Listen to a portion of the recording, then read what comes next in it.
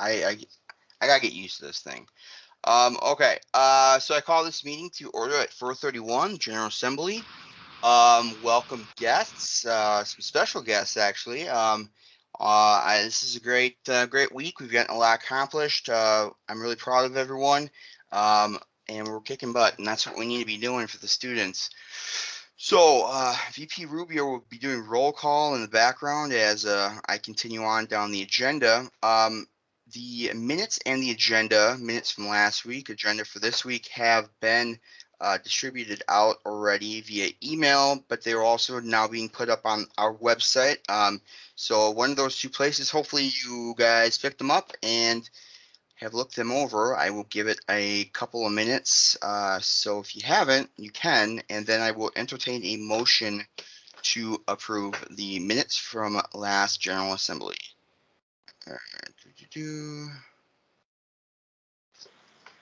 Point of information about the minutes. I don't see the date listed on mine, but maybe that's just looking at the working document, not the official final one. Where did you where'd you get the copy from, Senator Fisher? From VP Rubio's message to all of us with the minutes and the agenda.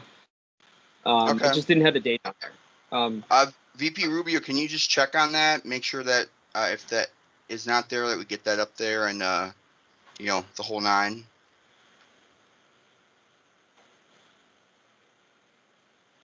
Yes, we good. Yeah, that was Senator Fisher, you had your hand up too? Yeah, what? Hey, Down. I'm sorry. The question. I'm going to post the minutes and agenda in the chat right now. Okay, thank you, VP Rubio. So has everyone taken a glance at those minutes? And anytime I will approve a motion to pass them last week's minutes. You can do it any way that you need to, vocal, audio, chat even. I'm all up. I can see everything. I make a motion to approve the minutes for the September 17th, 2020 Senate meeting. Senator Runge has made a motion, and who seconded that? I did. Is that Senator Zibel? I hope so. Yes, sir. I can't. I'm just trying to hear by his voice. Okay. Okay. Yeah. So seconded by Zibel. Any discussion? Okay. Well, then all those in favor, please use the hand raising feature right now.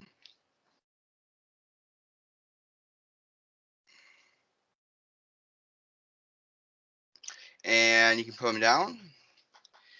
And all those opposed, you can put the hand raising feature up now. And any abstain? And down. All right, it's passed for the last week's minutes, and now moving down to the agenda. Take a glance again, and at any time. Oh, Sheila, did you have your hand up? I'm just looking at the chat. Yes, I make a motion to amend the agenda for the September 24th, 2020 Senate meeting to reflect time for that Northern Student Engagement Committee report that I give. So either a separate line item be added for that, or we reflect appropriate time that that committee is looked at in addition to the activities for the Portage campus. So we're talking about regional and metro campus reports, and then at C Portage for where you talk. And if I get this correctly, you're talking about extending the usual 3 minutes to a different time. Is that correct? Well, that's how it had historically been done. I would prefer to see like a subsection for especially now that we're Northern Region, Student Engagement Committee region, because that definitely goes beyond our Portage boundaries, and it's separately funded. It's separately, I track it separately. It's definitely separate from the campus itself. So I don't know how we want to do that, but I would like to see it reflected as an actual agenda item. Well, I have written that down. I have taken a look. I'm going to have our executive council team take a look at how we could maybe do a subsection or what the process or procedure would be. I think for tonight, at least, we can just have a motion to extend your time if needed. And then next GA, we will come and figure out some solution for you to make this a little bit easier. All right. That sounds perfect. Thank you. Awesome. And Senator Fisher, it looks like you had your hand up as well. Yeah, I was just speaking to that, what Senator Ruggie was referring to, and maybe the friendly amendment again for tonight is just to make that extension of time so that Senator Ruggie has enough time to do that report. So do we vote on that, correct? I'm going to, what, we voted on the fact of extending time? I was going to, yes, but if what we're going to advise Roma, we're not voting on anything else, correct? Nope, as long as Sheila accepts the friendly amendment. And I accept that friendly amendment. which is basically saying that we're just going to do what we got to do for tonight, which is extending it. Extending the time by, would you like an extra 3 minutes? Yeah, that would be plenty. All right, so 6 minutes then. All right. Do we have a vote on that one? We can vote on that one when it comes down to it. How about that? Can we do that, or should we just do it now and get it out of the way? Yes, Senator Fisher? Yeah. All right. Are you making a motion, Senator Fisher? No, Sheila made the motion. Okay, then that means I need to say I need a second. And I still see your hand up, Senator Fisher, so is that the second? Okay, it looks like, okay. So I have a second. All those in favor of extending Sheila's report to 6 minutes instead of the 3 minutes, please do the hand raising feature function now. Okay, and then you can put them down. And then we're going to do all those opposed. Raise them up now. And then down, and then any abstentions, raise them up, and then down. And okay, that has passed for the 6 minutes for your report, Sheila. So we're sending Rogi. So we still have to approve motion to make sure that the agenda itself also reflects the date and time. Again, I don't know if it's just me, but mine was printed as September 3rd. This meeting is for the 24th. Noted, Senator Fisher.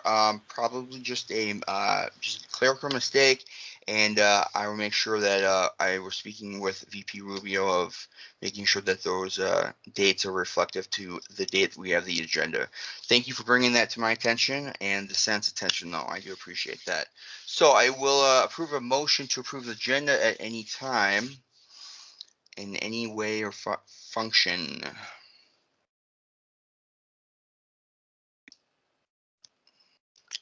Senator Jones, is that motion? So moved. All right. Do I have a second? I second that. All right. Seconded by Senator Zebel. All right. Any discussion? All right. All those in favor, use the hand raising function feature now.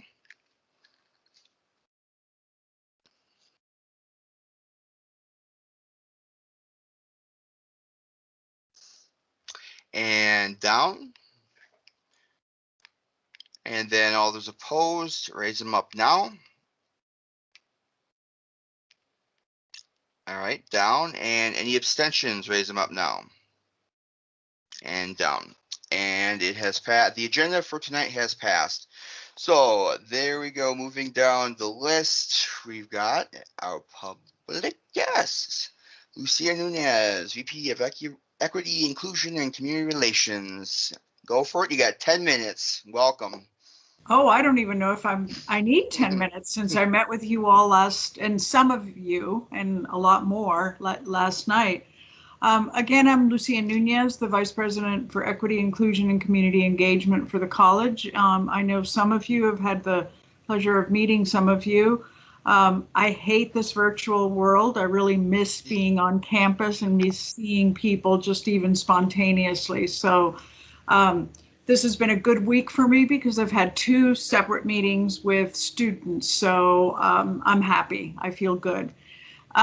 last night we presented the framework of the equity and inclusion plan, and we're still collecting interest. I've responded to some emails already, and please do, if you have any more ideas, any concerns that you want me to make sure I think about as I put together this plan for the college, please do email me, and I'll put my email address in the chat once I'm through talking. Dr. Daniels, as he said yesterday, this plan is to be dynamic. We're putting together a framework, but each of the schools, each of the work divisions are going to be setting their own goals, activities, framework, and metrics for making sure that they feed into this plan. It's not just my office, it's our plan, our college plan. And that's an important piece that Dr. Daniels keeps bringing up, because we're here to educate. We're here for students. And how do we make sure we hear your voices? I'm in the process of developing something called an equity lens. I know many times we hear these expressions, but what does that mean? What is it actually?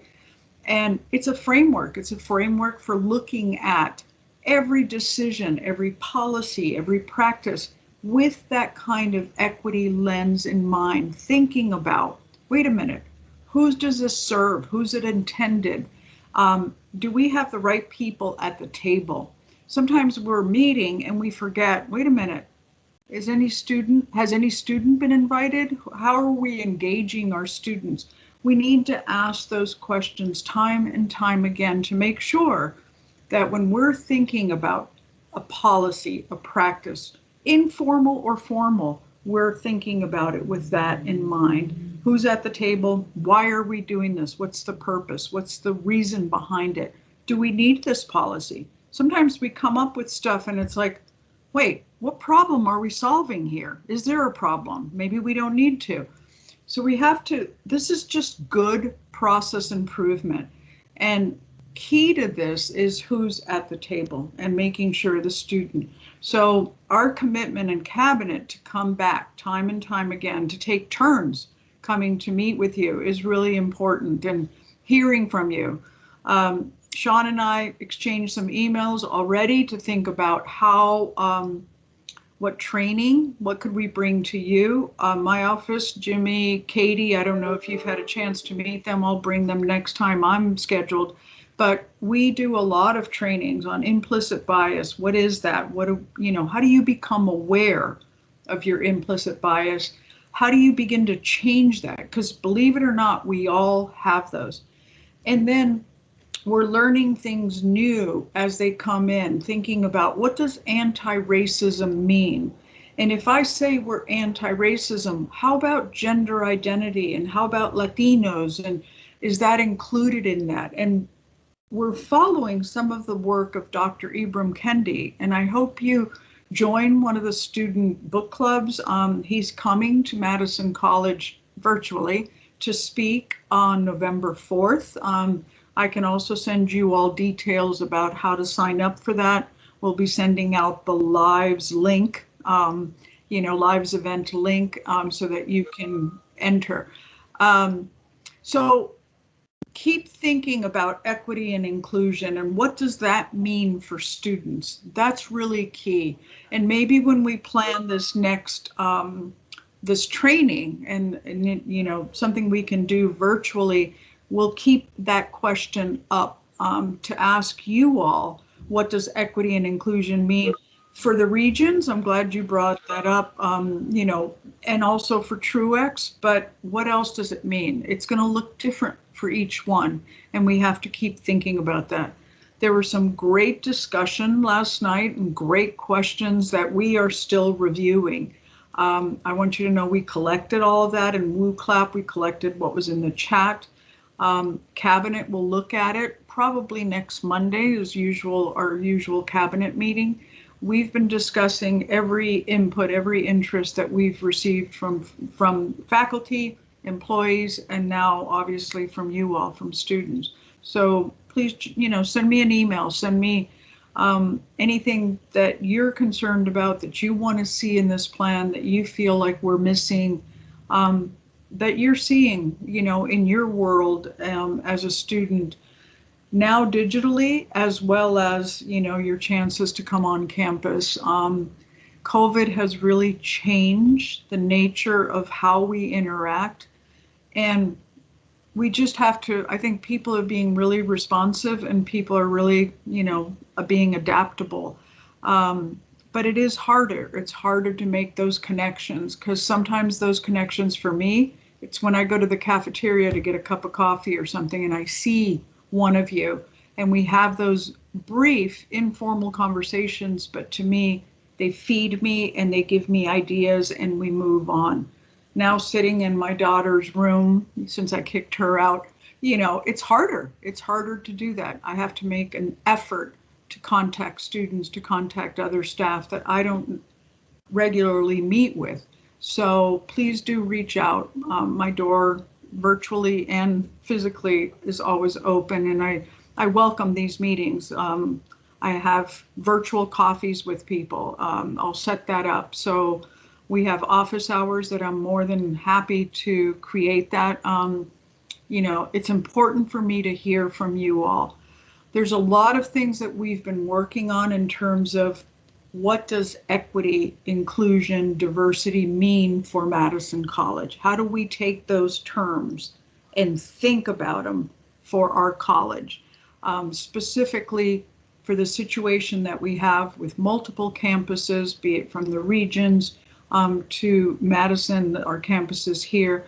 What do these words mean? We throw them out and we don't stop to think about their definition. And I think that's really important that we do.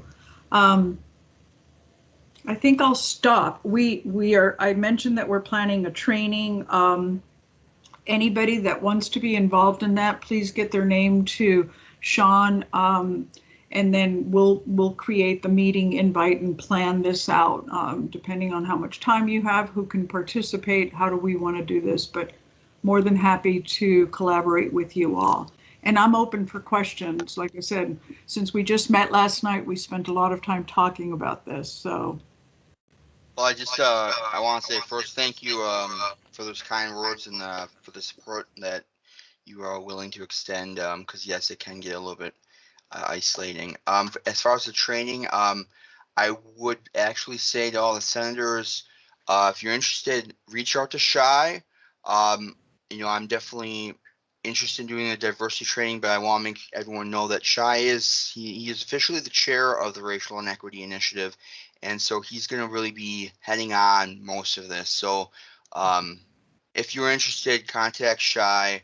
That's why I threw him in the conversation with us, Lucia, because yeah, he's a vital role in helping the Senate move forward. So yeah, I just want to quickly say that. Anyone have any questions for Lucia about anything, about last night, about whatever, just raise your hand, say something, anything.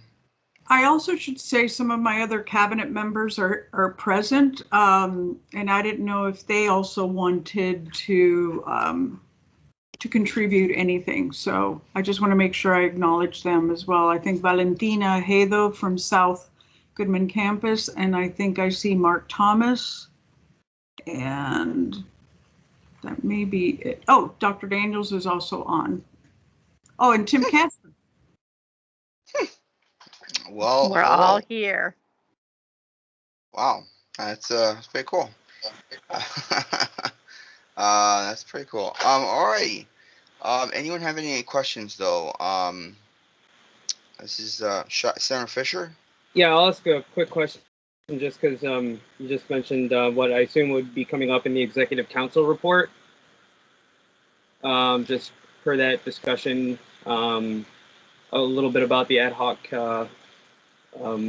committee for the initiative.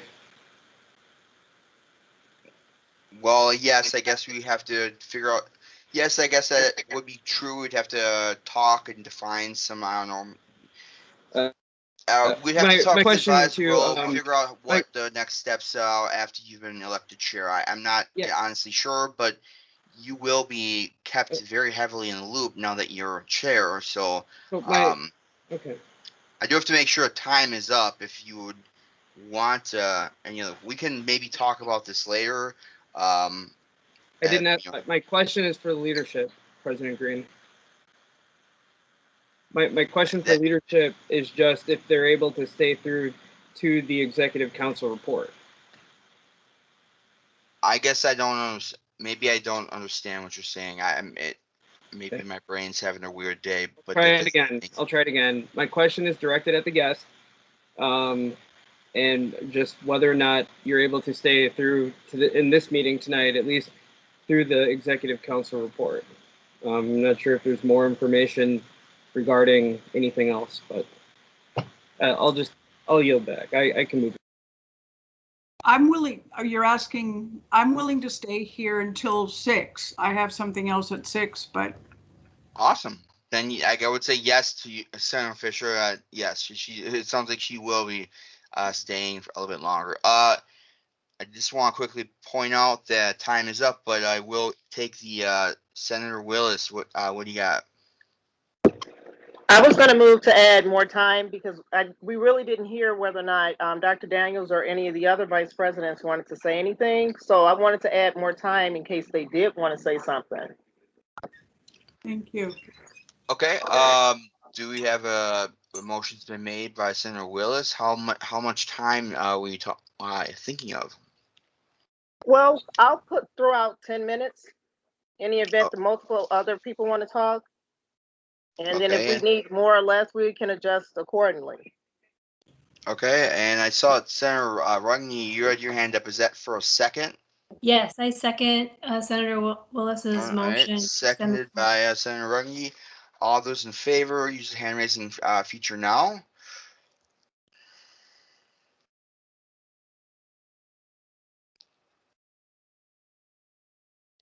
And you can put them down.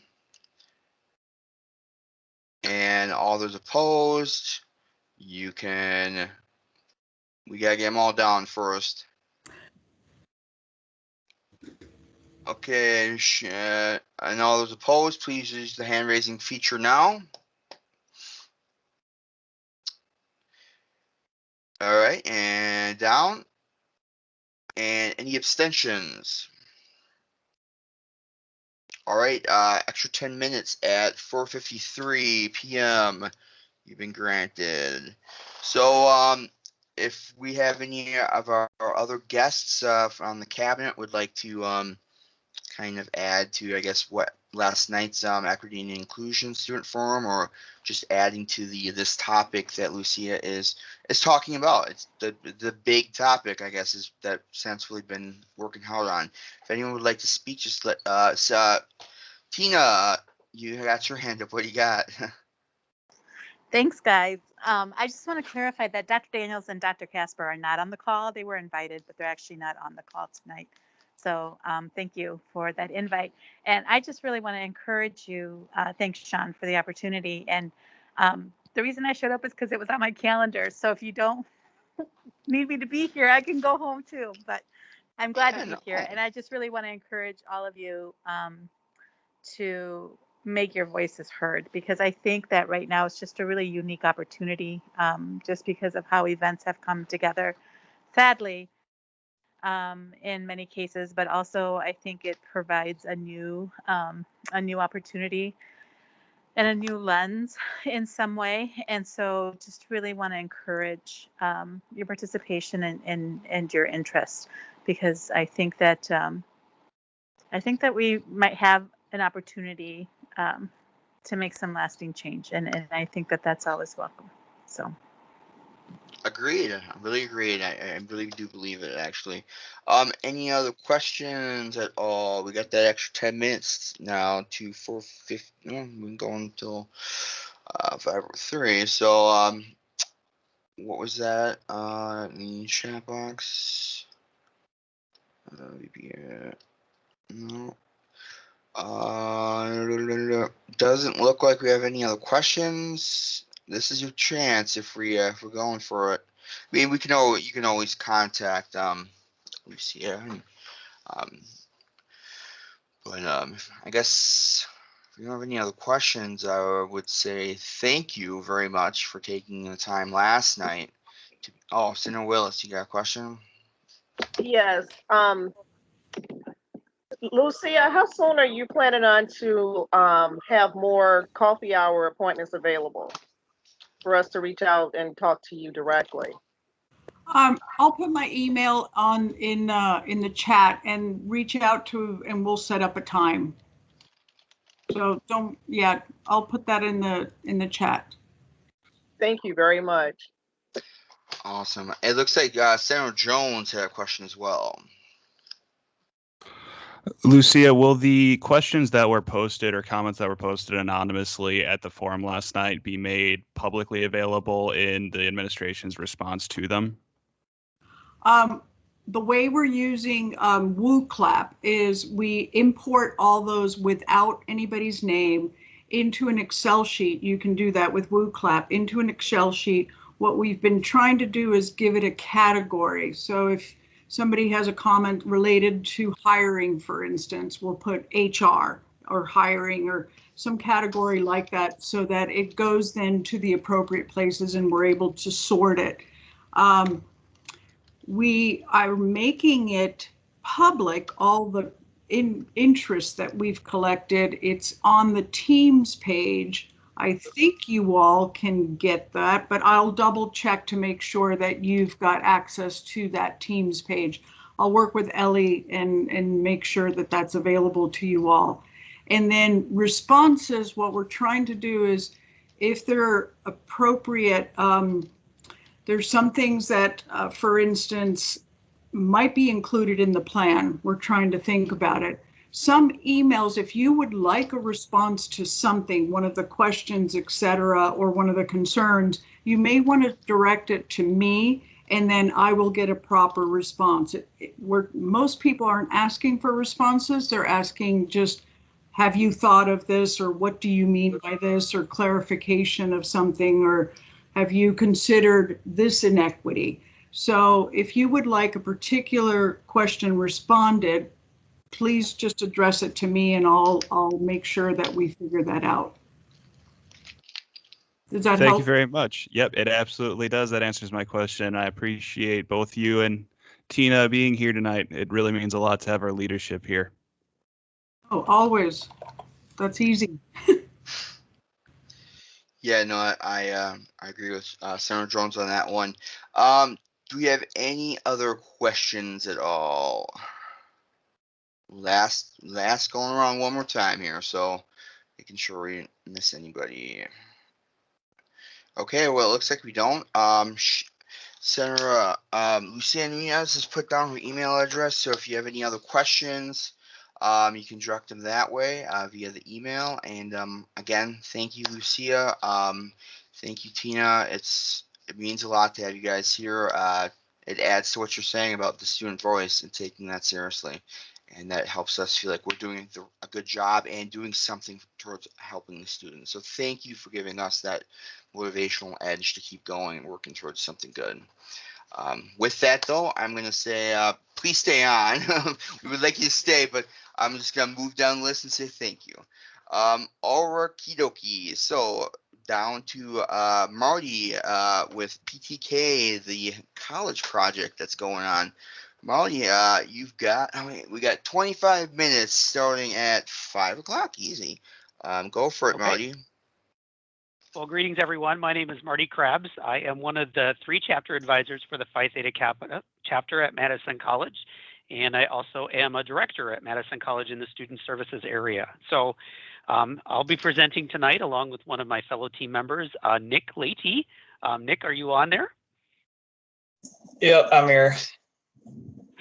So we have a presentation that we're going to share about our work with the college project, and we'll also kind of do a little video review, and we'll visit the website that we've created to support this service. So I'm going to go ahead and share my screen here.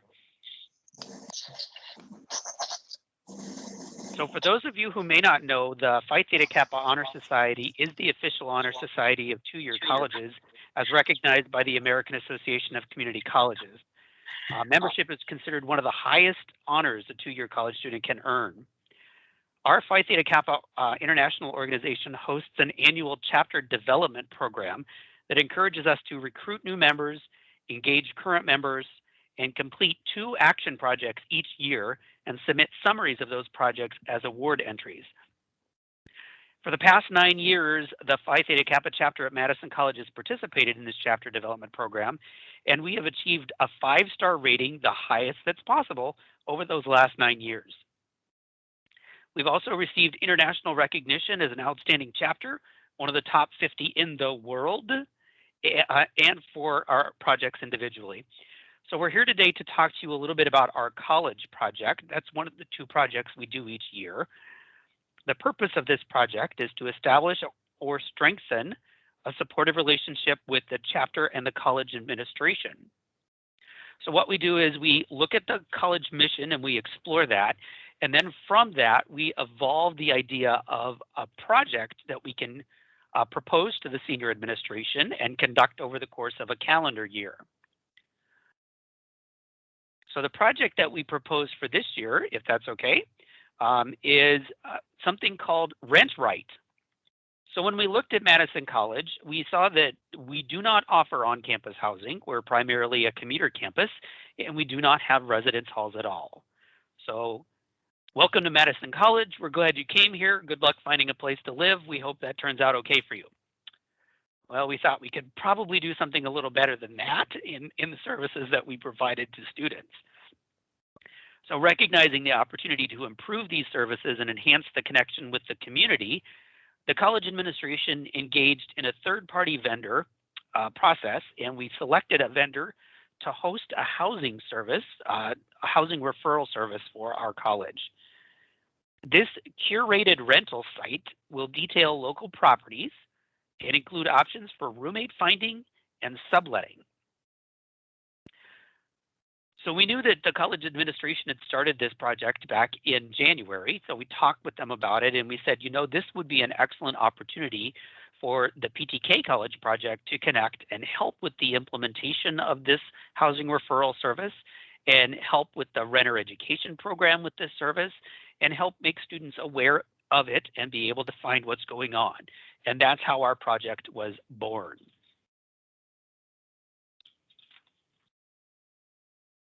So Nick, you want to talk a little bit about the objectives? You want to talk them through the objectives here?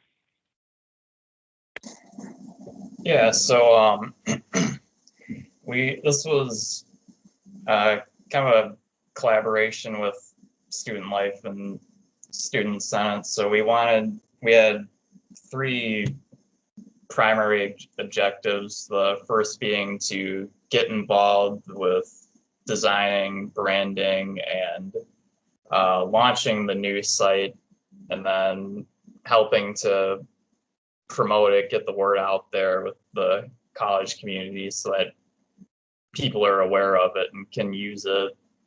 And then second, we wanted to develop a tenant literacy program to give people information on what it means to be a good tenant.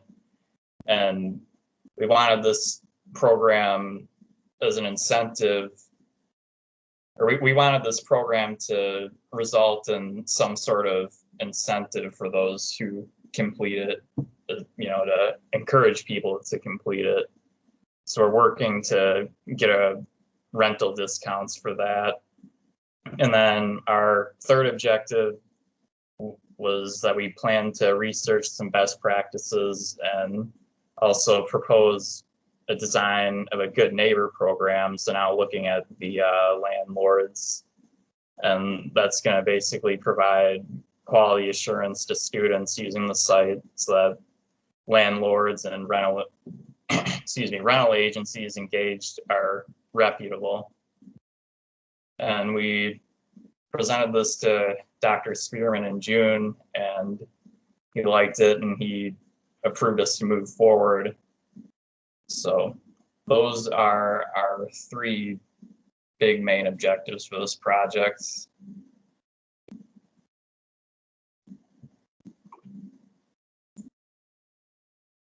So we can talk a little bit about the accomplishments, and then we'll actually kind of show you where we are and where we're headed. So through the vendor process, the vendor selection process, We worked with a Student Life, and the vendor that was selected by the college was a product called Rent College Pads. RCP Rent College Pads was the company that we chose. And what they do is they go out and find the landlords and the rental agencies to list on, excuse me, to list on this site. As part of their service, they provide the site where the listings are housed, and we provide the students to go to the site to access the housings and then list the properties. The cool thing that Rent College Pads also provided was the tenant literacy program. So we investigated that. We watched all the program. We participated in it. We took the quiz. And we all thought that their rental literacy program was pretty good. So that's the program that we are supporting moving forward. We met with Rent College Pads. We worked through the implementation and the branding as Nick suggested, and we created a version of the site that's branded and looks a lot like Madison College. Then the final thing that we did on August 26th is that we updated our website and we actually connected it to the Rent College Pads site. So if you give me a second, I'm going to adjust my share here, and we will take a look at that page so that you can see what that looks like.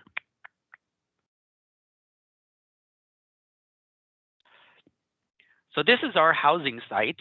What's really cool is if you search the site for housing or residence halls or apartments or just about any synonym you can think of for the concept of renting something at the college, it will direct you through the search to this site.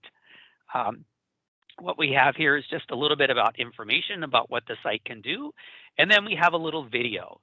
And if everybody's okay, what I'd like to do is go ahead and play this video so that you have a chance to see it. It's not very long. It was actually a video that was developed by some of our student interns. So if you give me a second, I will adjust my share because I forgot to include the audio. So let's try that again. And I think the audio will hopefully play this time. What's up, Wolfpack?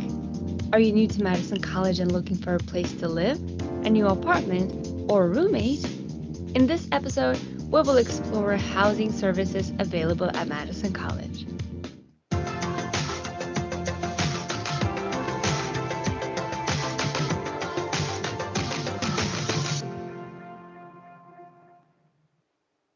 Madison College is more of a commuter campus and doesn't have any associated residence halls. So you may be looking for a place to live near campus. Madison College has partnered with Rent College Pads to provide a curated list of houses and apartments available near all campus locations. This site is exclusive to the Madison College community. Visit madisoncollege.edu/housing to access the site with your Madison College email and password. Once on the site, you can choose your Madison College campus and explore housing listings available nearby. Rent College Pads works with landlords and rental agencies to find the listings and bring them to the site. Filter listings to find your price range, location, or amenities. Favorite locations, contact landlords for viewings, and more. Need a roommate or two? Looking to room with another Madison College student? Use the roommate listings on our Rent College Pad site to post your interest or explore others who are looking for roommates. Only Madison College community members will be allowed to access and view roommate listings. Opportunity of a lifetime taking you out of town for an extended time? Use the sublet option to post the opportunity for someone else to take over your lease while you're away. Of course, be sure you review your specific lease and talk with your landlord before posting a sublet. New to renting? Unsure what to expect from your first place? Complete our tenant education series. This video series covers topics like what to look for when searching for an apartment, lease terms and liability, moving in and out of your pad, pets, parking, and perks. This video series is paired with a digital badge program offered by Rent College Pads. Completing the program and earning the badge may earn you discount on security deposits or rent at participating landlords. Save the hassle and learn what it takes to be a good tenant. Get started today. A safe, affordable, and comfortable place to live is key to school success. Fortunately, there is plenty of housing available close to each campus, from small efficiencies to multi-bedroom apartments to whole houses. In partnership with our community, Madison College is helping you find the right place to live while you learn. Visit our website to explore listings, find roommate, and gain tenant literacy. If you have any Cool.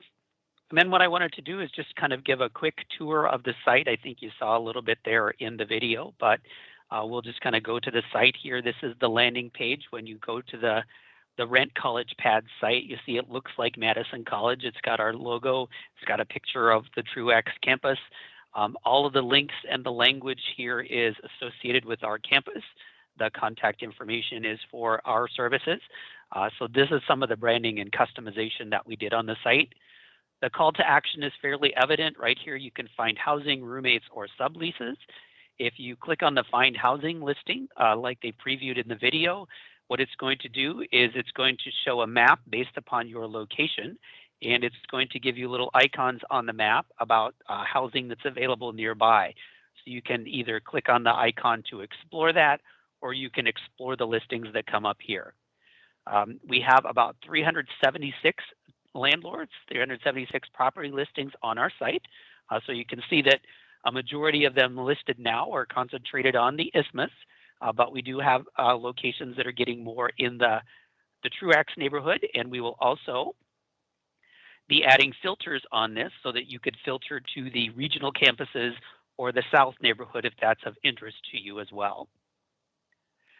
Like the video also previewed, if you want a roommate or you want to be a roommate, you have the ability to post something on the roommate sections.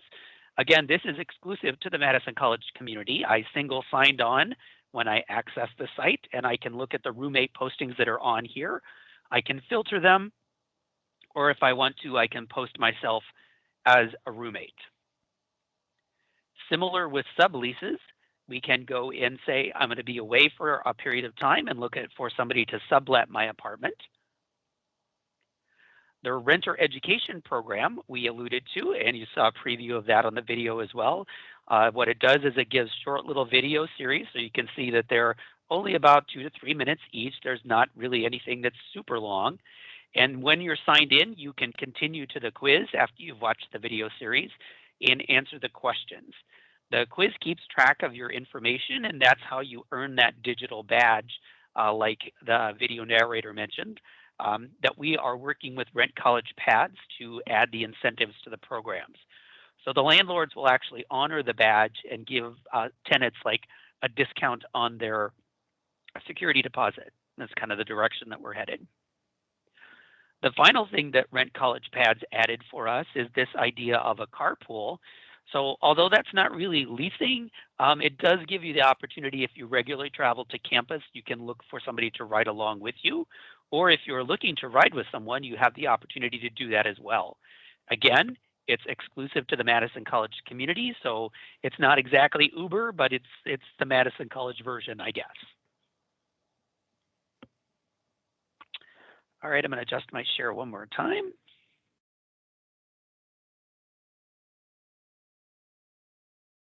Nick, you want to talk to them about what we have coming up?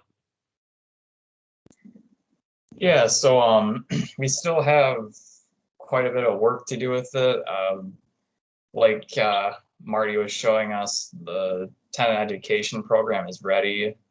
However, we still need to finalize that incentive program, work out those rental incentives with the various landlords and property managers listing with the service. That being said, Rent College Pads is gonna kind of handle soliciting those listings, and our job mainly is to bring the customers to the site, aka the students. That's our focus on our end. So we know that adoption of it is going to be key. So we've started brainstorming getting the word out. Like Marty had mentioned earlier, we've been using Wolfpack Connect, the Madison College website, newsletters to students and staff and faculty, and then just recently, Bo, the president of PTK, a lot of you probably know him. He made an article that actually he made a Clarion article that actually went over the college projects, but we're still really looking to engage more students in this. So that's why we're kind of asking you for your advice and assistance in spreading the word to your teams, and any ideas or anything that you might have for promotion and kind of getting this out there and making it a more mainstream service for the college.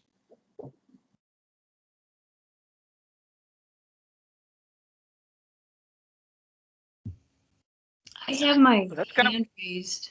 I don't know if anybody can see that. Yeah, so we're kind of at the point about questions and ideas. So yeah, if there's anything that we can answer, we'd be happy to do that. Senator Rugny, were you first? Did you have your hand up first? I've had it up. I don't know who's... Okay, then go. Yeah, go. What you got? Okay, well, I want to thank you for bringing this information to the students, bringing these resources together. I know it's much needed. One thing I didn't hear, and maybe it's something in the works, but I wanted to bring to your attention, if it's not in the works, the Tenant Resource Center of Dane County. I realize that our facility encompasses many counties. This is a legal resource that sort of helps tenants with predatory landlords. And even if you're not necessarily going to partner, maybe you'll just be referring Dane County residents to the Tenant Resource Center. If you are yourself going to, take the initiative to track and remove landlords who discriminate and do other illegal things, and make sure that our students are getting information on safe and secure places to rent.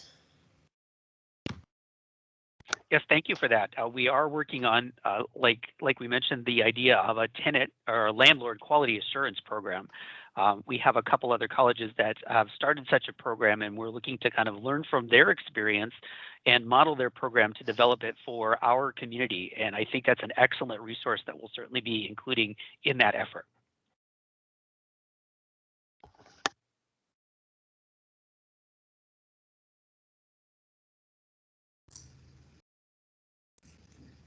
President Green, are you speaking? We can't hear you. Okay, I was going to say, I don't know whose hand was up first. So I'm just going to start from the top down. And I was going to say, Senator Fisher, what do you got? Yeah, this isn't my question, but just as a segue from Senator Rugny, as part of my work at the Dane County EOC, I attended a meeting last week, as it were, regarding building racial equity and inclusion for the city of Sun Prairie. And we did this whole the whole presentation. We were being informed about, again, what the city of Sun Prairie was doing to incentivize landlords in taking some implicit bias trainings and things like that. These are great models, and so I appreciate Senator Rugny for bringing that up. My question and comment really had to do with, first of all, thank you for this presentation. This was such a fantastic presentation, and I would say if this program works out as great as this presentation, then I think you hit a home run, because it went through everything really well there. I was gonna ask about the landlord. I forgot what they called it, but you have participating landlords as part of this.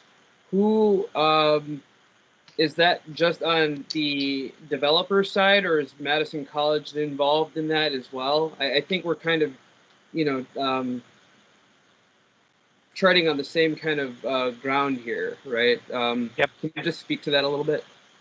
Sure. It's the third-party vendor, the Rent College Pads, that coordinates the landlord participation. So the way that it works is they work to curate the landlord listing. So they're offering the landlord listing service to be included on the site. So they are the ones that have the direct connection with the landlords, and they're the ones that will explain the benefits of listing on the site. They'll give them traffic about coming to the site. They'll give them testimonials from students that are using the site, and they will be the ones that solicit their participation in the incentive program. On our side, what we will do is kind of the renter or the landlord quality assurance program. So we will be looking at those that are listing on the site and just kind of validating, they are a good landlord that the vendor has found for us to include on our site. So it's kind of a triangle of efforts between the landlord, the vendor, and us, but it's something that we're working through. Okay, I appreciate that. And my other question, I'm sorry if I missed it. A lot of great information here. Is there things in the work with our regional metro, campuses? Or Yes, there are. One of the things that Rent College Pads is actively working on us now is, like I said, developing those filters. So when we showed the map, it kind of focused on Truax, but there will be filters on the search listing if you want to see what are the properties available in Reedsburg or Portage. What if you want to focus on the South Madison neighborhood, there will be filters for that. Rent College Pads does recognize that we are a multi-community institution, and they are seeking property listings in those areas. Comparatively, the listings in Portage and Fort Atkinson are probably going to be fewer than Madison, but they are actively recruiting in those communities to be listed on the site. And the last thing I'll say before I turn it over to, I think Senator Jones had his hand up for a while, is about, it's unfortunate right now we don't have student senator filling our housing accessibility portion, but I would imagine that, should we fill that vacancy, that they would be, and this would be a really good thing for them to communicate with you on. So with that, Great. I hope to see your contact information and to learn more about this fantastic new thing.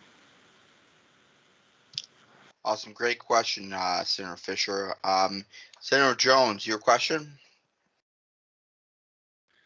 Well, considering the time that we have left, I'd first like to make a motion to extend by 5 minutes. Okay, motion's been made. Do we have a second? I second that. Seconded by Zebel. Any discussion? Okay, all those in favor, use the hand raising feature right now.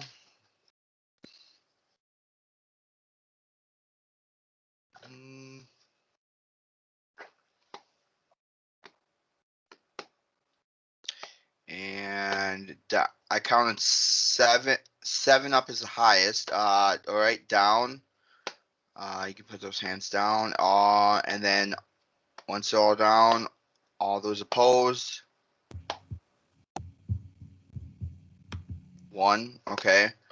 Or none. All right, and then any abstentions? Okay, well, I think it passed. I'm pretty sure it passed. Or you said 5 minutes. 5 minutes starting at 5:24, so 5:29 you've got till now.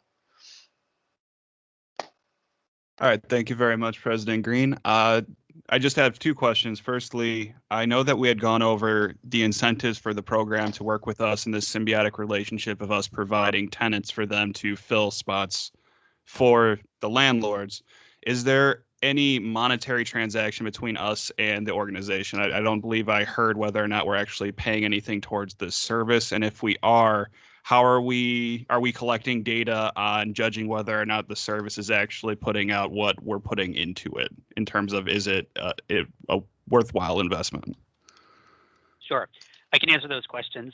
We will be getting monthly reports from Rent College Pads about traffic to the site and utilization of the site. And I think that that's kind of what we will be using to be able to document the traffic that we're driving there. The contract that we have with Rent College Pads provides the service at no cost to the college. So Rent College Pads actually makes its money from the landlord's listing on the site. The college doesn't pay anything extra for that. But the reason they partner with the college is because we're the ones that are driving the traffic to the site that make it more attractive for the landlords to lease or to put their advertisement on. So that's kind of how that relationship works. My understanding from the contract, and I do not know the exact amount because I don't have a copy of the contract, is that based upon traffic and generation of revenue from that site for Rent College Pads, they will actually pay money back to the college. So the more students that we have to drive there, the more students that use the listings and end up renting with those landlords. Rent College Pads can track that revenue generated from this marketing service and actually gives the college a portion of that back. Excellent. That sounds amazing. Thank you very much for that. And then That's a deal. my second, it really is. And Yeah. my second question to that then, because I am the senator appointed on the ad hoc committee for housing accessibility, is the college looking to extend this program into not necessarily leasing, but also students that may find themselves in situations of homelessness, domestic abuse situations where they might need to relocate and emergency notices, things like that, in those situations where it's not necessarily looking for cut and dry tenancy, but more just a living change or a living situation change overall? And I think that's an excellent question, and I think that that's a very worthwhile pursuit. That is beyond the scope of the current project for the PTK team, but it's certainly something that we would want to be able to transition as the project moves into operational support with student life. So one of the things that we'll do as part of our project is kind of the what's the work outstanding, and I think that that is certainly something that we would include in that detail. All right, excellent. I'm asking sort of as a personal insight, as the Housing Accessibility Committee with the Senate is looking to really dive into those sorts of resources directly for the student body in conjunction with what the college is doing. So I just didn't want to reinvent the wheel, so to speak. So I appreciate your time, and I yield my spot. All right, we got till 5:29. Senator Runge, go. Got a quick comment. The tenant resources for Dane County, that organization has the legal resources for that. I don't know if our housing accessibility is partnering with them. I mentioned this when I made my first comment, that there's attorneys that help with all of that. It's one of the most phenomenal legal resources in probably the state that's free for qualifying people. So I don't know if the partnerships are there. I'm just suggesting that they could check that out. Great. Senator Fisher, go. Okay, and I love following Senator Rugney because I certainly, from everything that I've heard about that Tenant Resource Center, all good things. And also, just real quick, my apologies to Senator Jones. I would make a motion or just maybe suggest to the Executive Council that the housing accessibility update reflect that on the agenda. I don't know if I got my wires crossed on that, but it still says vacant. So that was my mistake there. But I think Senator Jones is the best person for this kind of thing because he's always really focused on data. And I'm glad to know that some data regarding the use of this service is being tracked with regards to Madison College students. And with that, I will yield. Yes, we are doing our best to make sure that we are getting everything where it needs to be with past initiatives. And it is always a work in progress, but I appreciate Shai you taking the time to look at the little things and make note of them to communicate with the entire Senate. It's a good thing that you're doing, but I'm just like making it clear that we're doing the best we can with what we've got, and we will continue to improve. Do we have any other questions now? Because if we don't, we're going to move down the list after that. So anything else you think of? I would say Ellie's got the contact information. You could. Sarah Jones, did you have a hand up? Yours 529. So You were actually delving right into it. I was going to ask if there's a contact point or a team lead on this project that I can get in contact with through PTK. Yep, I will post that in the chat for you. Awesome. Thank you much. Other than that, thank you for coming to speak with us about this very important topic, and it's finally found some of a solution to this issue that's been we want housing for a long time. So thank you for taking this on and really helping the students' needs. So yeah, I encourage you to stay along as well if you'd like. But if you can't, and enjoy the rest of your evening. So now moving down the list, what do we got? Officer Cam. Do we have Cam? As I'm going to say, Cam Goberman. Is she here? Is he here? I see it on the public comments for 3 minutes. Going down the list, I do not see it looks like, is that Cam as in Cameron? Cam was here. I do not see them on the participant list, but I will. Hi. Oh, wait, you're back. Can you guys hear me? Barely. You're really cutting in and out on my side. Okay, yeah. There you I've been go. having some issues. No, you're frozen.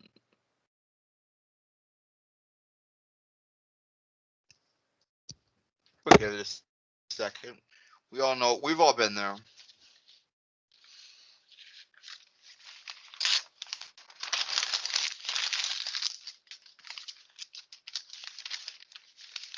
All right. Well, that's that's interesting.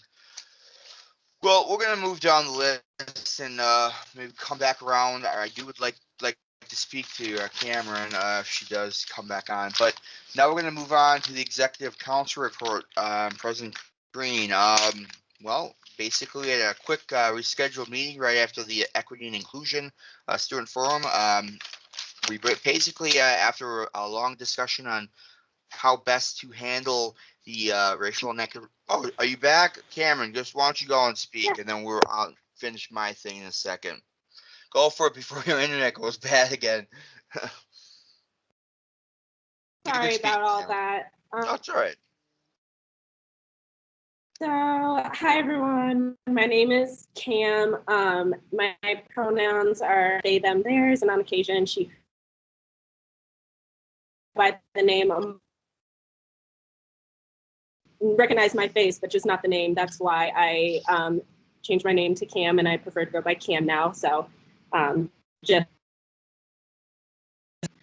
just came to share a letter that me and a few other co-writers came together to write about from our experiences at office, the student-led newspaper. So hopefully I can read this and I can take any questions if anyone has any other questions as well. To whom it may concern, due to our collective experiences with lack of diversity and inclusion, working in the Clarion News office at Madison College, in order to, as people of color, we believe a good education is an essential part to our professional development. Madison College is and promotes respect. The student-led news office should be a space of learning professionalism and experiencing equity. Unfortunately, those values were not held in 2019 and spring 2020. Minority groups commonly and silently put up with race-related issues in their places of specific instance from our experience is tokenization, a form of discrimination whereby a person is selected for a role solely based on demographics. The last situation over time created a challenging atmosphere for us to excel in. There was a common theme of exclusion, unprofessionalism, and pressuring Black to cut while failing to encouraging white reporters to do the same. We call for improvements in professional culture with this. There was a pattern of exclusion of minority staff writers in text and email chains. As for the manager editor at the time, a Black woman, there was little to no effort of communication for adequate training, respect, or acknowledgement of their position. There was an unprofessional demeanor from editors who would roll their use editing or combative rude tones when speaking with minority and disadvantaged writers. Editing staff completely failed to communicate with staff writers about change. Ignored important edits from the original reporter, including the misspelling of ethnic names of the reporter within the byline on the printed publication. Consistently altered entire articles without informing the original author of significant changes. The pressure to made us comply multiple times, but in some cases we simply could not do so. There was pressure towards a Mexican woman reporter to write learning Spanish as a second language, despite her native language being Spanish. There was pressure placed on a Black woman reporter to take a profile on the union events and covering events with civil rights activists like Bobby Seale and Yusuf Salam, just to name a few. Diverse stories, the editors were pushing onto us. We constantly We were constantly educators on a day-to-day basis. This all added extra weight on our shoulders and led to a lot of frustration from this. Therefore, our recommendations are to: 1, provide trainings in spring and fall semesters on race, equity, and implicit bias. 2, a recruitment strategy with Madison College OEI and student staff for input. 3, collaborate to recruit more diverse people. 4, build a foundation that provides a safe environment. 5, create clear and equitable paths for promotion of diverse people to thrive in. 6, fully embrace the core values set by Madison College. Require annual paid leadership training for senior staff. 8, hold regular all staff listening sessions, specifically addressing for students in need of support services. And 10, develop a method of escalation for dealing with misconduct and inclusion issues. Diverse students can learn professionalism, be respected, and excel. We are people of color. We understand what discrimination and exclusion feels like. Most reporters are not comfortable covering diverse stories. However, neglecting the chance will not minimize the indifference. Reporters take the initiative to cover all Black or brown events. There should not be discouragement or lack of confidence from the editors or the advisor.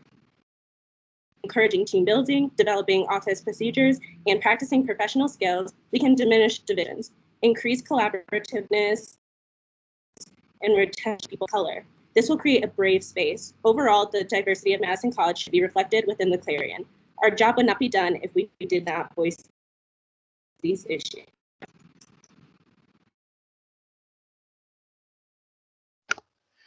Okay, that was pretty good. I like that. I thought I saw Senator Runge's hand up. Senator Runge, you had a question? I just wanted to provide you with some resources. So the college itself has a complaint format, and it sounds like a lot of the things that you talked about should probably be brought to the college's attention. And then if you don't get redress there, the Wisconsin Technical College system also has a complaint system, and I have a contact there that I work with. But they do not want to get involved until the complaint is first handled at a local level. So I would encourage you to fill out, I think the link is right on our webpage. Somebody help me tell me, is it at the bottom of the page? There is, if you, student concerns and complaints, it's on the bottom left-hand corner of our homepage. You should be able to get that filed, and then there's a time limit, I think, of just a few days that they have to look at those issues. And that's your starting point. You want to bring it back, like I said, to them first, but please know that there is this larger statewide oversight committee that looks into that, and I have that contact. If you need to go that route, let me know. Okay, thanks. Yeah. Senator Fisher. Thank you. In truth, Senator Jones had their hand up first. Oh, sorry, Senator Jones. Thank you, Senator Fisher. I know this whole platform can get confusing at times. My question directly to Cam well, first of all, I've seen in the chat that people are requesting a physical copy of this letter. Is there any way that we'd be able to get that either emailed to a member of leadership, President Green? Just because you were breaking up a little bit, and I feel like there was a lot of substance that was missed in your presentation that we would really like to be able to see. Yeah, like, could you take a picture of it and email us, and then we could transcribe, we could like type it out or something like that. Anything, just because you did have good points that I do think are really going to be helpful in this. Any way that you can get it to us, and then I'll make sure it gets out to everybody else. Yeah, I actually have a few printed, so I can actually send physical copies, and then I can, since I got Lucia Nunez's email, I can go better too, actually, because that was a part of the plan, and I have talked to Lucia before, so I knew that she was a good resource as well. Awesome. Who Excellent. else? Oh, I'm sorry, I still had one more follow-up as well. Sorry, buddy. It probably was just the connection issue. Were these concerns addressed with the editing staff and advisor for the Clarion print newspaper?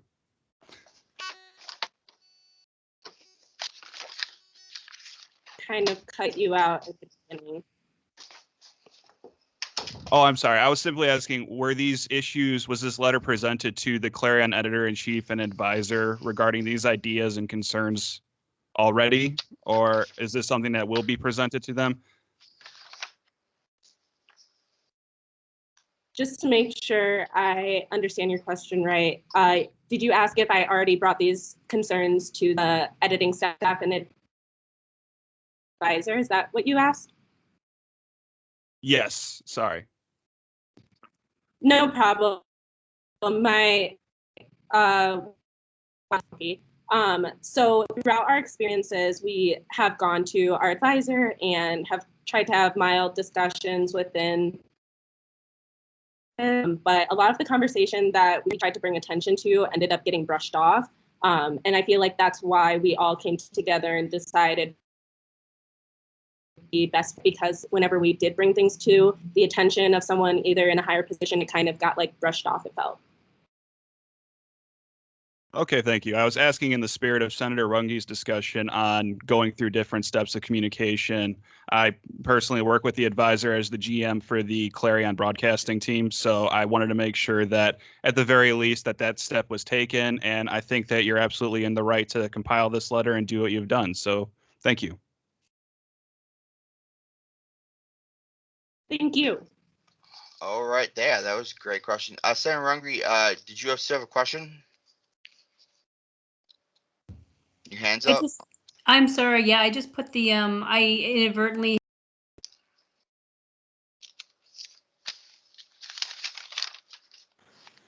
Can't hear you, Senator Runge. Yeah, you're muted. How about now? You're not muted. Sorry. I'm sorry. I just want to be sure that Cam got the information from our chat. I inadvertently had sent it through with impartial email address. So that Teresa Craig at the state institution, that the second thing I posted is the complete, of course, email address. But again, that's the final stop. That's the appeal process. If you don't get some redress with going through the college complaint. Thank you. Yeah. All right, Senator Fisher. And I, just learning a little bit about what the school is doing. I'm not sure if this is, falls under, you already mentioned Lucia Nunez, who's still on here, great.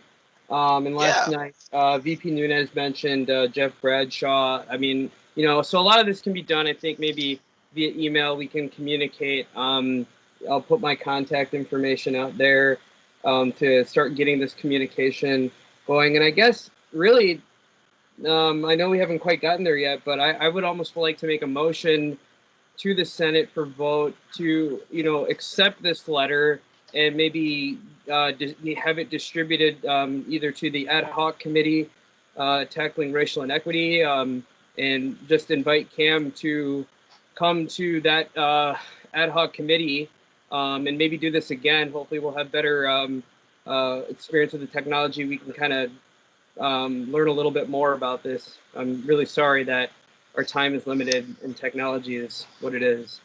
So I'm making that motion to accept the letter for the disbursement to the ad hoc committee on racial inequity, tackling racial inequity. I have a question, Advisor Rome. As I'm still learning every day about how to become better with Robert's rules, in my mind, this is something that would go to racial inequity as it is.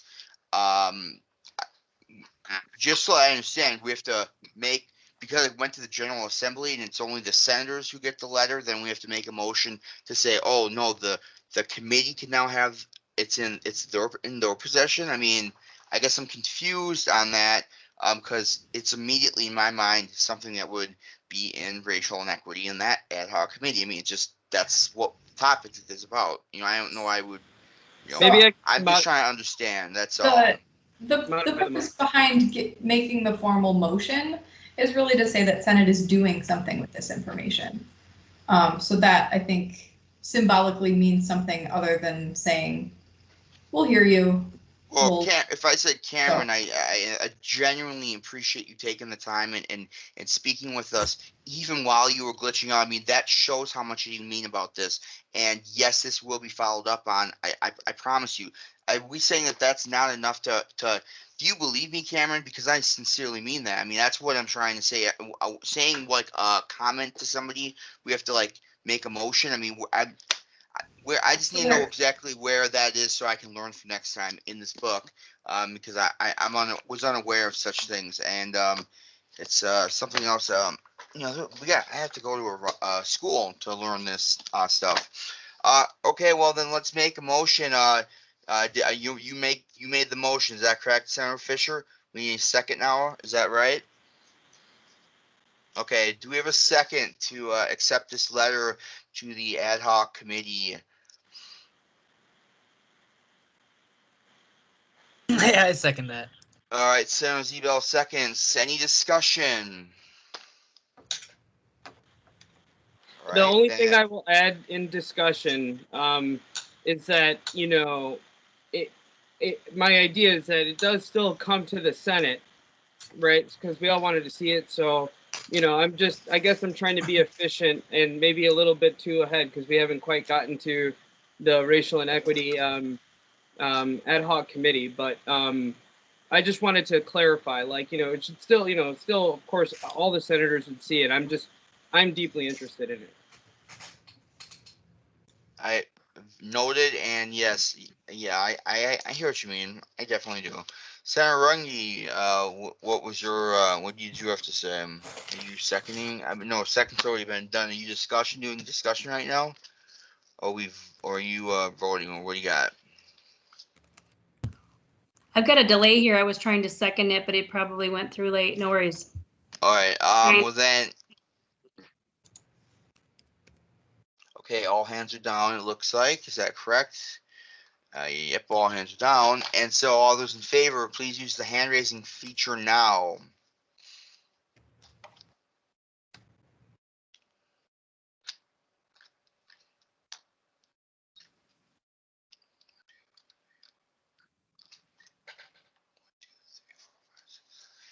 All right, and you can put them down.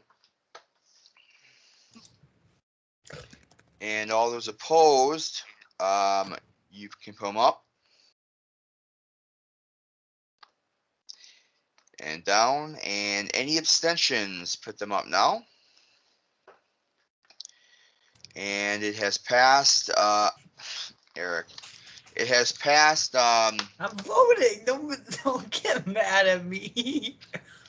The motion is passed. So, all right, cool. Was that all? I'm just asking. Was that all the Chad Cameron? Did you have something else you wanted to say?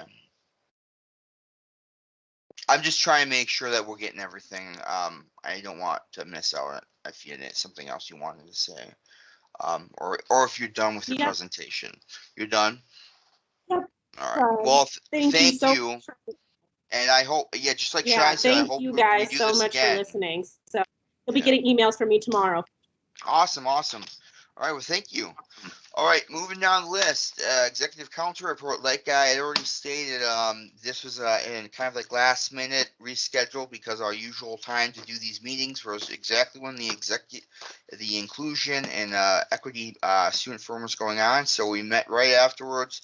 Basically, we've been talking a few weeks about who's going to chair or co-chair this position, as it is a big position and it needs, in my opinion, all hands on deck. After much discussion, though, we decided to finally think what we thought would be the best decision, and say that Senator Shai Fisher would be the chair of this committee, and kind of lead from there. So that was really all we got a chance to talk about, because it was kind of like we'd already spent an hour or whatever hearing a lot of good stuff from the forum, and we just, that's all I've got for that.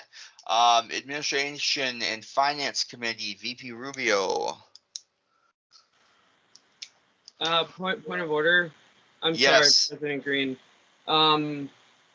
In recognition of that appointment, I was wondering if it would be in order for me to make a few remarks. If it's kosher, if that's the protocol, I guess, then go ahead and remark away.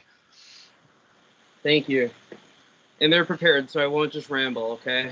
Thank you. Yeah, you don't want to do it like me. Okay, so first let me say thank you to the Executive Council and moving efficiently to roll out this brand new initiative in a thoughtful way that is consistent with all our other initiatives and committees within Student Senate. Since I'm new to Student Senate, I do rely on the supports navigating our procedures. So I plan to work with VP Boyd in LA to ensure that this ad hoc committee functions with proper order. I also want to thank VP Boyd for her many hours of conversation, testing me in my readiness to take on this role. I am ready and I am working. In fact, it's what I came here to do. Last night, Madison College leadership held a virtual presentation for our students across all campuses to learn about their plan to combat racial disparities in a number of ways. There were many conversations in the chat and questions answered live, and I'm happy the turnout was several dozen folks signing in virtually. That was really cool. I hope we can continue to have these virtual functions regularly with leadership and to pass not only the students' stories and experiences, but also the students' ideas for solutions. Remembering that our students make up a significant portion of the Madison College family. And certainly, we are all here to achieve academic success through our education. Many of us have had experiences which lend to a whole lot of different, what's the word I'm looking for? A lot of brainstorming and idea making. So let's see what we can do as a parliamentary body in getting the student input surrounding racial inequity and tackle the issue full on. I also want to thank Jody Williams and Alexis Cox for the amazing conversation that we had earlier this week at the Black Student Union meeting. I will be reaching out to all student organizations to gather names and ideas going forward. Finally, I would just encourage every senator to apply for the ad hoc committee, work with me, and either in your Senate role or just as a senator. I hope that you can all lend your talents and voice to this new committee. This committee is going to operate efficiently and methodically. I encourage folks in the Senate to be direct with respect and foster a brave space as opposed to a safe space in the interest of getting things done. Respect, composure, and patience is how we get there. Thank you for entrusting me to get this gear into motion. That was awesome, and we trust you're going to do the right thing, and wherever this racial inequity initiative takes us, I know that you'll be doing a good job steering that ship in the right direction. So I'm going to speak on behalf of the Senate and say thank you and clap, clap, clap, clap, clap. You're the bomb, dude. All right, so remarks have been made. I will make sure I know that for next time, actually. Hey, so Admin and Finance Committee, VP Rubio just told me he has no report. So now legislate join the affinity groups. I don't know what an affinity group is. What's that? Yeah, you can go. You speak freely, Lucia. I appreciate you doing that. So. No, yeah. Affinity groups are the equivalent of student clubs. So the students have clubs, organizations such as the Black Student Union. I don't know if there's a Latino group. There used to be Orgullo Latino. Employees decided to create affinity groups. That's the employee name for it. And right now we only have 3. The Black Women's Affinity Group, Jody Williams is the chair, one of the chairs of the Black Women's Affinity Group. We have Among and Allies. Messiah Shong is one of the chairs there. And then there's a Latino Affinity Group, and Amparo Moreno and Nicole Sandoval are the 2 chairs for that. There are other people interested. There's a a number of people interested in creating a Native American affinity group. And one of the ideas is to start working together with student groups and student clubs, because together we can do a whole lot more. So stay tuned, and that's a possible presentation for a later date. Yeah, maybe Shia, that's something that me and you can work on, because I have been starting to reach out to all of the student organization and the leaders, and student engagement's been one of the main things I've been trying to focus on as president. So maybe we can join and work on that together. But thank you for putting that comment in. Did I see somebody else have a comment at all that they wanted to say? I mean, if you did, you better say it, or I'm going to move on. Okay, moving on. So, Legislative and Rules Committee, I don't think she's on here. Is Jenna on here? She was. Nope, I don't see it. So, yeah, she's out for the day. Then we have Team Development Committee, VP Moreno. Take it away. Hello, everyone, and hello, guests as well. So glad to have everyone here. Hope everyone received the emails that I sent regarding the virtual event that we're having among the members of the Senate later today. I hope you all received also the presentations for just putting Senate out there in your classrooms. If not, they are in the files at Teams as well. It's all there, either in the message that I sent you or in the Teams. And other than that, I don't think I have anything specific. Yep. Awesome. Thanks for all the hard work you've been doing on that movie night thing. That's really special, and look forward to it. Sure thing. Okay, then moving down the list here, grab my other mouse. We've got There's a hand up. What? Eric, you had a question? Of course, man. What movie won? Well, look at what type of movies I like, so that's the movie that won. So Avengers Endgame. But just in case, I have the two top movies, just in case, to see who are the members that will be attending.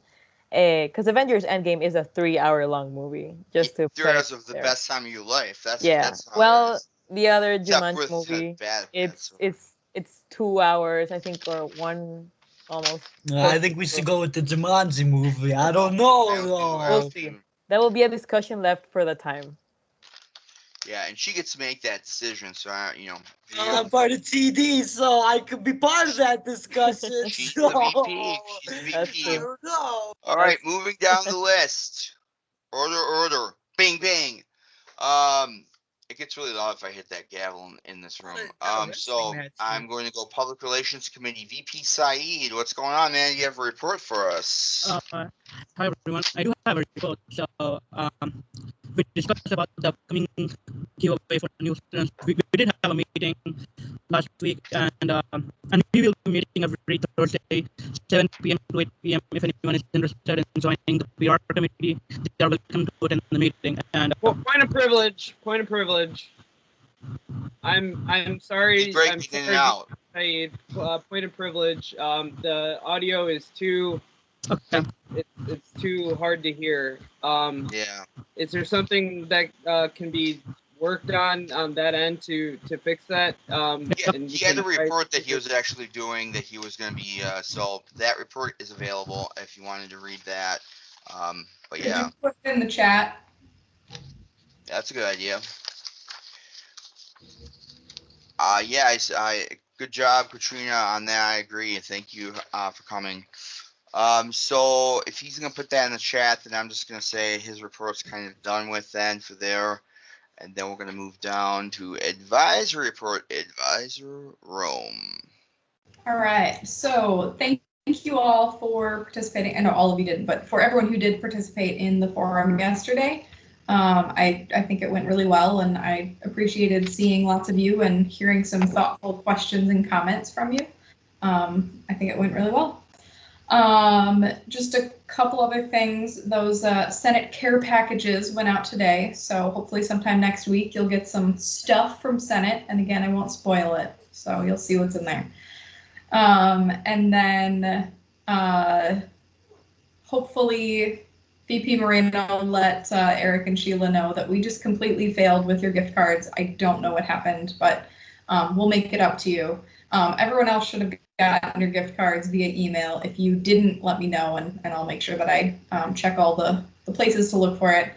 And then just finally, there are a ton of virtual events happening over the next few weeks. Our student organizations and student life are getting really very active. So if you aren't in Wolfpack Connect, definitely get in there and see everything that's going on. And then I won't feel so compelled to send you as many emails about everything. So I think that's my report. That's awesome, and I would agree. There are a lot of events, and if we just had one Senate rep, I know that would say a lot, and it would. Yeah, that's all about that team building stuff between us. All right, thank you, Advisor Rome. Student Activities Board. Give me 1 second here because I have to realize when the last one was. Sorry, Sean. Could I add a point to what Ellie said? Sorry, I Yeah, had my hand sometimes it's up. hard to see the hand raised when it's Oh, like no, in the no, don't worry. background, so I apologize. Go for it, VP Yeah, Moreno. I was just gonna say for the for Sheila and Eric's gift cards.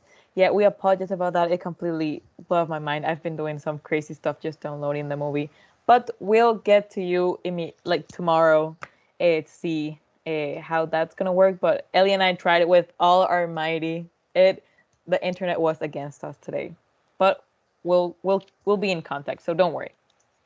That's all. And I was gonna say, I already spoke about these last student activity. Wait, no, I'm sorry, I'm thinking about the wrong thing here. I was thinking about college assembly. My bad. Student activities board. Our first meeting was this last Friday.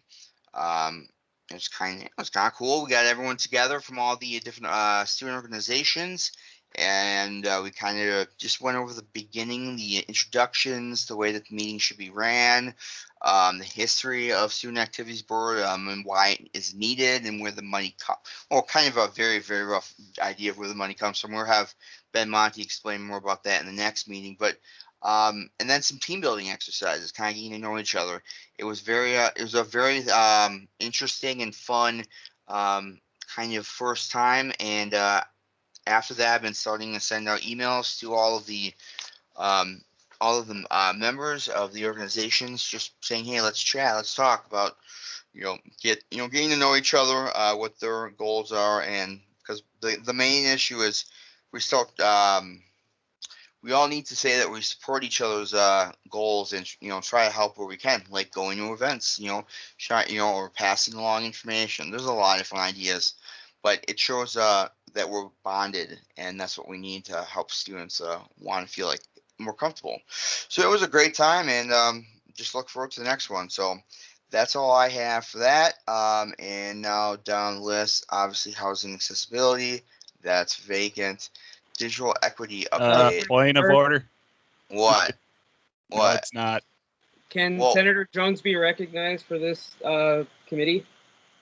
Well, I could say he could be recognized, but the fact of the matter is, I have to technically by law state I have to appoint him, and then I have to go to the executive council and say, "Hey guys, this is who I appointed.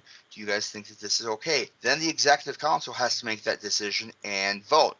So I would say maybe, but there's nothing in the bylaws that states that. The bylaws are what we use to make these decisions. So I kind of have been. I don't know. He's been appointed as a member. Yeah, so this can't happen right now. It has to happen at the next executive council meeting, per the bylaws, unfortunately. So point of I guess I convert it to a point of information.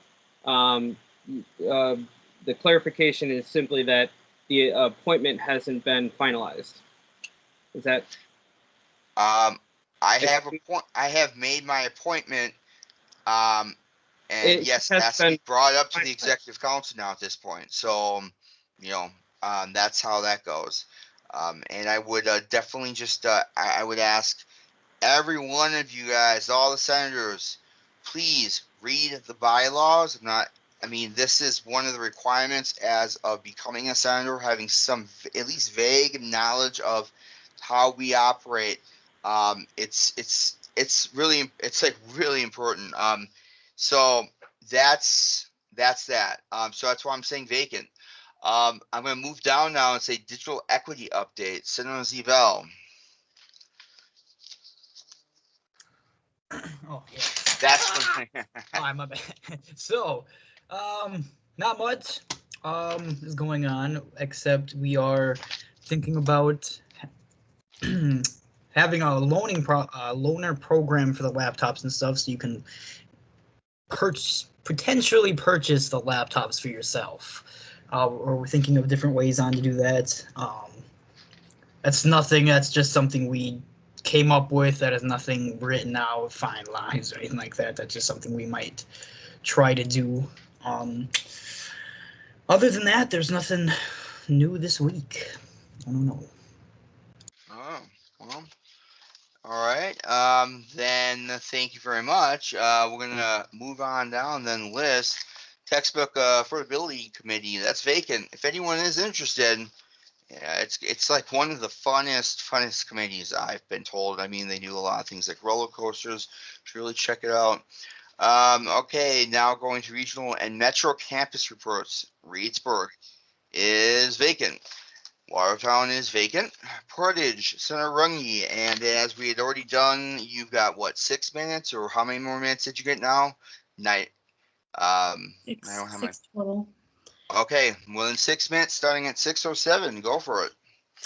So we're continuing to pursue that placement of a student accessible scanner and 3D printer. Senator Zevell didn't mention anything. I know he was going to take some sort of bring it to someone's attention there. The campus manager is, of course, pursuing it. This is something from last year. We just don't want to let it die on the vine because there was funding in the budget for it, and apparently that had started the process, and then the COVID shutdown sort of shut all that down. But we've been working on some of this since for over a year. Also, a couple other things. We don't have anybody on I think the committees necessary. I don't know who to refer students to with those outside vendor problems that I brought to the Senate's attention last week. The bookstore, I don't know if we have somebody on the bookstore or on the textbook affordability committee, if that would be appropriate to send that complaint there. And then the thing with the bursar's office, which is the reimbursement of financial aid. I don't know who to send our students to on these issues, or have they been sent to the proper authorities? Where do I go with this so that I can give them something? All right, advise Rome. What do we do to give them something? I apologize. Can you clarify? You cut out a little bit. Okay, so last week I brought to the Senate there were 2 different departments that said these are outside vendors that are placing these parameters on our systems, that we're not actually doing these practices, but it was actually legal agreements that students are forced into if they want their financial assistance, their scholarship money electronically reimbursed. They have to agree to let the college take funds and incur overdraft charges if there aren't funds there. And the college, the bursar's office is saying, but we don't do any of that. The outside vendor that sets this up did that. So, and within the same week, I had the bookstore saying, I asked, why do students have to put a credit card number in when they have paid a fee through the affordability textbook affordability initiative we have? They pay this fee, they have no cost, and yet they're forced to put a credit card in. I said, well, what happens if they don't have a credit card? Well, then they got to come in. I mean, both of these things are causing more work for the college. They're causing, they're putting students at risk. And both of these departments are saying outside vendors are making these things happen. Every vendor has been vetted by the college already. It's gone through, if it's technology related, it's gone through contracts and technology services. So I guess all of the people who reviewed it on the first go around decided that it was acceptable. I don't know exactly where to take a complaint like that. I guess I can tell them that complaint link that I just mentioned when we had a student on earlier when Cameron was on. I think that's possible. That would at financial least services. Someone else. That might be because I mean, though they don't directly work with. I mean, it kind of sounds like you know, like when you get a loan, you have a loan officer or whatever. I'll that try to you know. figure it out. We'll leave it at that. Yeah, we'll look into it. Wait for your report. Okay, yeah, give me a holler back or for like a resource. Thank you. Holler back. All right, the Northern Region Student Engagement Committee. We're currently running these events. We started our Portage A&W Car Hop Ice Cream Cone Treat, and we are starting a voting promotion. Of course, we have limited students on the, very limited students on the Portage campus, but we're going to be doing the tie-dye shirt kit distribution next week, Monday through Wednesday, and we'll be promoting both of those, the voting promotion and the ice cream treat. As the ice cream treat's part of our fun day tie-dye event anyway. We just started it right away so as to give people that opportunity. We are discussing doing some other things. We're looking at how well received our distribution is. The last I heard yesterday, we had 100 people signed up already, which is a pretty good number, but it's, again, that's both campuses, and they can sign up through tomorrow if they're in, and they don't have to be a Portage or a Reedsburg student. Like Eric, you're eligible. If you're in one of the zip codes out here, it's for those outside of the city. And then we are looking at doing possibly then another distribution kit where we might do some candy and craft pumpkin decorating kits if the distribution thing goes well. And also over the internet, maybe captioning, creatively captioning, maybe an archived photo or a staff photo. I don't know if any of you remember the library competition when we had our library anniversary last year. They have this old picture and the little bubbles, and you had to figure out what they might be saying, and it was just to get creative. And so we might do something like that, which would be easy to do over the internet. And I think I spoke to this last week, maybe something over the internet where we would maybe mail out face masks and then have positive statement ideas, or sort of do this on your own, but sort of give some direction to help students and to make it a positive statement in addition to like giving away a face mask. Our next virtual meeting is sort of up in the air. Advisor Cunningham is working very hard to sort of get us together because we're kind of coming from different areas. It's been hard to find a time we all can meet. Once we do that, we talked about inviting students again from our zip code region to web into our meetings so that they can be included and maybe promote some membership. So hoping to grow some leadership in that way because Fun Committee is fun. It's really a great sort of launching spot, you know, getting people to come in and help with the fun stuff. Maybe then they'll see the opportunities for other leadership opportunities. So if there are no questions, that'll conclude my report. Or other questions? All right, thank you. No. Well, thank you, Sheila or Senator Runge. That was very thorough and very informative. All right, we're gonna move down. Fort Atkinson is vacant. Goodman South is vacant. Next we've got the College Assembly and Council reports. College Assembly, nothing new since I reported the last time last Thursday. Academic Council, Senator Fisher. All right. It's really just a continuation of my report from last time. We have 2 October meetings preparing for the College Assembly, and there's some surveying that I need to get in before October begins. And that concludes my report for the Academic Council. Well, wait, one more thing. There's nothing really for me to report until I attend one of those meetings. I'm fully now added to all of those communications, at least it seems like I am, but there might be another one that someone just recognizes now that there's a student representative. So feeling pretty good about it. That does conclude my report. Well, if you're feeling good, we're feeling good, and that's what we want. So thank you. Oh, should I say the dates of those? I'm sorry. You don't need to if you don't want to. If you wanted to, you could put it in a report. But Okay. yeah, you don't need to. But I appreciate the asking though. All right, moving down the list, Diversity and Community Relations Council, VP Boyd, and she's out. Facilities Planning and Investment Council, Senator Willis. What do you got? No report, and I think Jonathan had his hand up. Oh man, I keep doing this.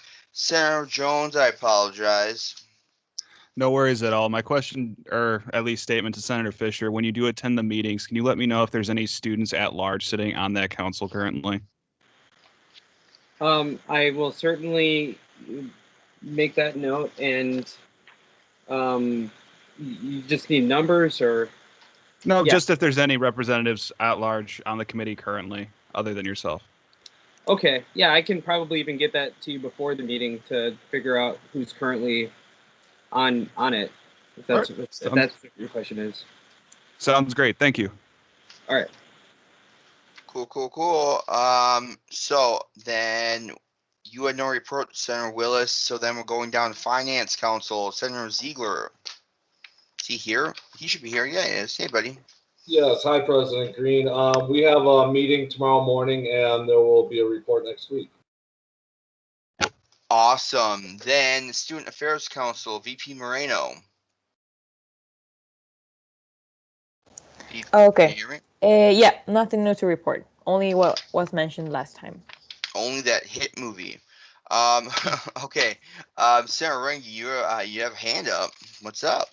Somebody missed the Institutional Effectiveness Council Did report. I do that again? It's the second time I've done this all these times. I apologize so dearly. Gosh darn it. Institutional Effectiveness Council. Senator Ruggie, go ahead. No worries. I'm pretty sure there was nothing to report other than I wanted to make sure all students knew that there was our next scheduled meeting for Wednesday, October 7th from 2 to 3:30. Again, I won't be here forever in case somebody's interested to see how this works.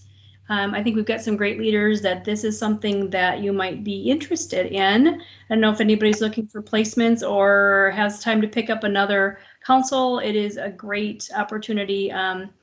Just want to make sure that they're aware of it. So Wednesday, October 7th, 2 o'clock to 3:30. Unless Advisor Rome has anything new, I just checked emails, there was nothing. Then that concludes my report. Advisor Rome in her new position. Everyone should say congrats to that too. And thank you for saying that, what you did, Senator Ruggie. Senator Willis, what do you got? Did you skip me with professional development too? When you skipped Sheila and went down to Vice President Moreno? Man, I'm having a day. It's one of those things, you know. I'm sorry, Senator Willis. Movie, don't you? I guess I haven't seen it since the movie. I can't be able to watch it again and see that. It hurts too much to see that end. Okay, well then I'm sorry. We did Finance Council. We didn't even do an Information Technology Council. Oh my goodness gracious. Information Technology Council. Senator Zidell, what do you got? I was not able to meet this week, so I don't have much to report on, but if there's anything, I will definitely send an email out. All right, thank you. All right, now let's do this right. Senator Ruggie, you've said your report for institutional effectiveness now, so now I can go down to Professional Development Council with Senator Willis. Take it away, Senator Willis. Good evening. We met on Monday, September 21st. We had 2 new members that joined, so we welcomed them and did introductions. And Rose Bushhouse gave us a college assembly update, and then we voted and approved us not having an outside facilitator come in to facilitate our council. We're going to do it internally because the majority of us understand how to do that, and if we need help, we'll reach out for it, but we believe we can get going without it. And then because our last meeting was on May 4th, we went back and decided to do a review of our previous meeting notes, because we're going to try to see, in light of trying to do something that's diversity, equity, and inclusive, how that's going to work with the policies we've been working on. And so we're reviewing our previous documents. And when we meet next month, we're going to actually vote on what we're going to actually work on, because previously we were working on policies for professional development and performance plans. So I'll give you an update next month. That ends my report. Any questions? Any questions for Senator Willis? Doesn't look like it. Well, thank you, Senator Willis. That was a very good report. And again, I'm very sorry about skipping over you. No worries. I'll try not to let that happen again. You're most welcome. Well, we've already done student affairs, so we gotten that one out of the way. Not out of the way. We want it, and we want all of them in the way. All right, so now we're gonna go to old business. We don't look like we have any old business. New business. So we don't look like we have any new business. That's interesting. Non-business housekeeping items. A 3 for 3. No issues. All right. Well, then let's go down to announcements. Well, as always, get those office hours done Sunday by 11:59. I think the fact that we have virtual office hours kind of helps a big gap of that. If you have questions on how to get some hours, your hours completed, you can contact me. I would say on weekends, contact me first. Let Advisor Rome enjoy her weekend with her family. I have no family, I'm a lone person. But then if I say I don't know, then I would say go with her. I'd also say if you're part of a committee, ask the person who's chairing the committee. They're the ones that are delegating out tasks, and a lot of times they'll have things that you can do. So also check that. So there are things that can be done and ways to fill those. And before I answer all these questions, I'm also going to make note to check Teams, check your school email. Also make sure you get all those reports done and sent to, we'll figure out. Someone's going to say either Jones or Rubio, but also we just want to make sure we're doing everything about voting, getting your absentee voting, everything with voting. You have questions, let me know. I'll help. You have questions, ask Ellie. We got to vote. I'm not joking. That's a big thing. That kind of helps represent who we are. So, there's a lot going on. We're doing great. We're a great team, and I'm so freaking psyched about us. And we're going to really help some students this year, all right? Even with this virtual crap. So, let's take some questions. Jones, I saw your hand up first. What do you got for me, buddy? To your point about the announcements, just to let everybody know, you will be sending them to me this week. Had a bit of an emergency last week. I apologize for that, but business as usual from here on out. That's my type of guy right there. Always like that. Thank you, Sarah Jones. Who was next? If you knew, They show in the order. If you go to the participant list, that's the order they were raised in. So Z-Bell's next. Okay, cool. We're starting with Z-Bell. What do you got for me? Yeah, well, I make a motion to adjourn. Okay, well, sir. You got it. There's also questions though going on. What? It was second. Let's. Yeah. Okay. Well then, any discussion? Any discussion? Yeah. Before we do that, I have a question. Was there a second to I that? know you have a question, and that's the thing. The question kind of gets put aside now that I have to do this motion. So I have a discussion point for Senator Zebel. Go for it, Jonathan. Can I recommend that you rescind your motion before we go to vote so that the people can get their comments out and then reapply the motion after? That'd be your best decision. I don't know, man. I guess I can rescind my motion. Okay, motion rescinded. Let's keep going. And think about your motions before you make them. That's all I'm going to say. All right. Then who we have next? It was Senator Runge. What do you got for me? Us. I don't know. I don't know where I find this. This is tonight in half an hour. Am I right? The movie night? Yes, sir. Send the coupon. Did you also not send me the link? Oh, we'll get you the link. It should be in your calendar. It is in my calendar. I'll look. Okay, and if it's not, I'll make sure you have it. Barbara will make sure you have it. You're going to be watching Avengers Endgame, and you're going to be having the greatest time and probably crying at the end. So, I mean, we're all good. We're all good. Who we got next? Senator Fisher, what do you got for me, buddy? I just, again, wanted to thank everybody. We're getting a lot of stuff done. Census before the end of the month was the one Yes. thing not mentioned, but yeah, certainly for not just for us, but for folks watching this recording, census before the end of September, and registering if you still haven't done that, for your absentee ballot, if that's how you're choosing to vote, all that good stuff. And then I wasn't sure if VP Rubio was still on here. Either way, I'll just speak to that. We've been meeting. Here's the ballot. Here's the ballots right here. This is the ballot. So we've been meeting on Thursdays prior to some old business or regarding some old business during Senator Ziegler's office hours during the lunch hour at 12 o'clock, just kind of talking about Big Brothers Big Sisters fundraising kind of stuff, and it's pretty cool. There's not anything to report necessarily from this kind of planning discussion, other than to say if folks want to come in and hear it, that's when we're doing it. It's on those Thursdays at noon, I believe is the time that works for us. And I think that's really all that I wanted to use announcements for. Can I also make a motion to adjourn? If we got no other questions, I don't see why not. Motion's been made by Senator Fisher. Who's seconding it? Well, it looks like Senator Willis seconds it. No, actually, I had a question. Oh, you had a question? I had a comment. An announcement. Make your announcement. Go ahead for it. All I was going to say is the clerk's office still needs people to actually work as poll workers. So there's an income opportunity for election day as well. So if that's a consideration, go out to the city of Madison. The agency would be the city clerk's office and apply to be a poll worker. The training is just like a video that you can look at, and then they pay you. And right now we're actually getting hazard pay for the elections as well. So the rate is actually higher now than it normally is.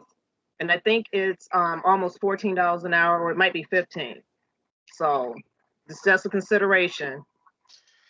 Yeah, Thank it is. you. And it is. Okay, Eric, what do you have to say? Well, I make a motion. Use your words wisely, please.